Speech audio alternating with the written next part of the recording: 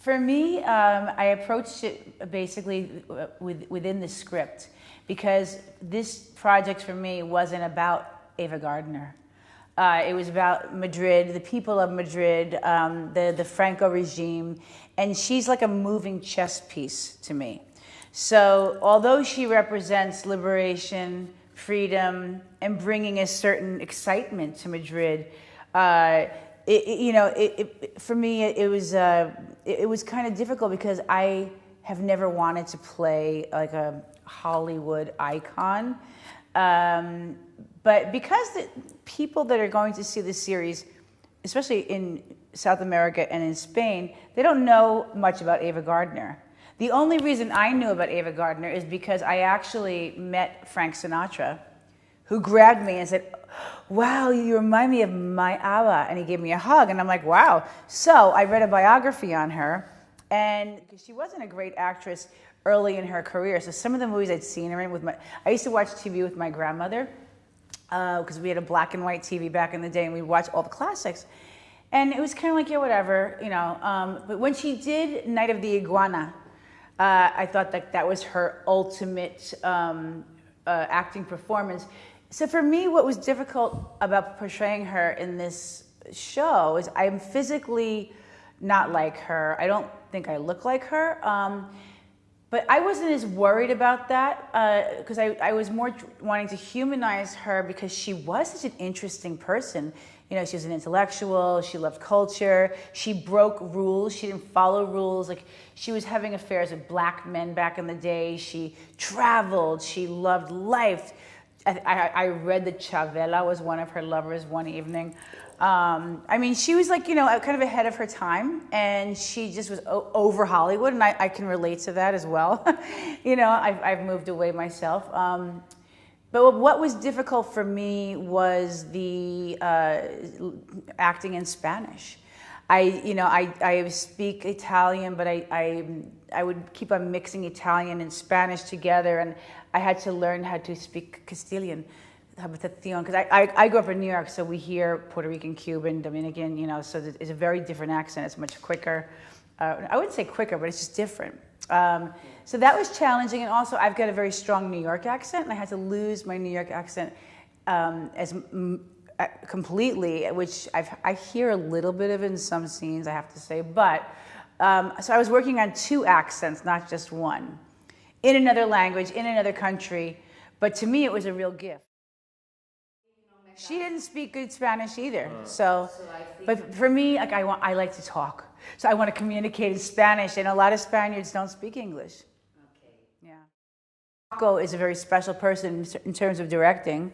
So it worked out. It was one of the most greatest experiences I ever had. In my case with Bill Gallagher, it was great that I think she had it a lot more challenging because I didn't have a reference. There wasn't much information on Bill Gallagher. He was a character, he did exist, but I didn't have that much information, so I was kind of free to do it in my own way. And I loved Paco because he let me be part of the process I got to choose some of my clothing, I got to choose the glasses. Great. He had a straight line, he knew what he wanted, but inside of that I got to choose a little bit. And as far as I brought my own life experiences as well because, I had already been to Spain. So I knew what Bill might encounter here. And also my husband is, a famous artist here in Spain. And so he is kind of an Ava Gardner in a lot of ways too. His spirit I love it. And I work a lot with him and I help him a lot. And I make reservations and carry his agenda and help him with a lot of social media stuff. So that all kind of, I think, subconsciously I've got that inside of me, and just I've taking pictures of fans. So all of that I think helped with the character and bringing it to the character of Bill Gallagher as well. So. Mm-hmm.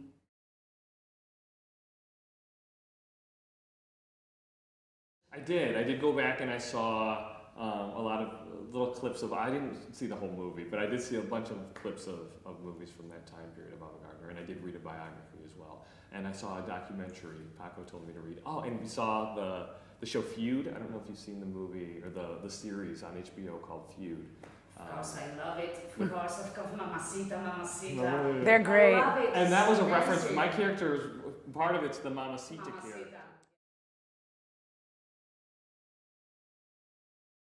It was cool, no, because with Carmen, like Carmen Sevilla, we met the she's daughter Sevilla. of what's the Duquesa de So Eugenia, Huh. you know, she's the Duchess But of I think Alba's Ana and daughter. Paco, they were more on the investigating that time period and using people from that time period. That was more. I think I grew up watching all these movies with my grandmother, so this whole creation. What's amazing about it is that Paco has an ability to make it between the cinematography and the casting, and the way that he brings a performance out of people. He makes it so natural that it's better than when you watch those old movies, because they're so campy usually and over the top or tongue in cheek. This is to a degree as well in this, but it's deeper because it's very psychological and raw. The performances. Mariola, who plays Lola Flores, like there's moments, but she doesn't have a huge role. But like she said, and she's not here today, but she said it was one of the most difficult roles of her life, because in this one performance she has to sing one of her songs, and Lola was considered a goddess, you know. So she brought the house down with one of her performances. It was quite amazing.